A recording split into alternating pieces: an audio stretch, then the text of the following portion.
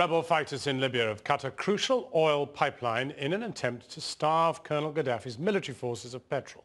The pipeline feeds the Zawiya refinery, which Tripoli depends upon for fuel. If it stays cut off, the capital could run out of petrol within the next month, whilst electricity, water, sewage services could all be affected. Some are calling it the beginning of the endgame for Gaddafi, as our political editor Gary Gibbon now reports. The Zawiya oil refinery is the Libyan capital's main supplier of fuel. Tripoli is now cut off, getting no new oil.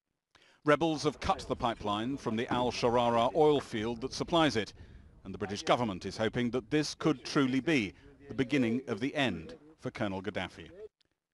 Government sources here have confirmed that the main oil pipeline from the Al-Sharara oil field to Tripoli's main oil refinery has been cut, probably somewhere near Rayana. The government here estimates that leaves Colonel Gaddafi with less than a month's supply of oil, maybe much less. Colonel Gaddafi's regime has been blockaded from getting any oil in through its ports. His only hope would be masses of oil coming in by road from Tunisia or Algeria. The calculations that we have made on how much petrol that the Zawiya refinery is able to produce suggest that it could possibly fill up 9,000 ordinary cars every day. That might sound like a lot, but when you're talking about an entire city and a military campaign to boot, it's a pitiful amount.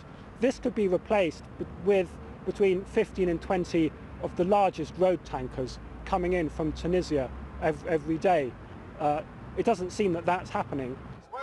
Inside the Ministry of Defence, they think Colonel Gaddafi is only getting a trickle of oil in by road. So the Libyan liberation protesters outside were calling for today could be close. That's making some in government worry that they're nothing like prepared enough for the chaos that could follow regime collapse in Tripoli. Around Whitehall you find officials and ministers deeply worried about what will happen in Libya if Gaddafi goes soon. One minister complained that the United Nations seems to think in terms of bringing in help in 3 weeks after Gaddafi's fall. We say back to them, he said, we need them there in 3 hours, 3 days max. One official talked about being worried about catastrophic success in Libya. And one minister said to me he was so worried about the imminent collapse of Gaddafi and what would happen in the aftermath that he goes to bed praying it doesn't end too quickly. We are now more than 100 days into this conflict and 24 days since the Foreign Secretary said that post-conflict planning was at an embryonic stage. Can the Foreign Secretary tell us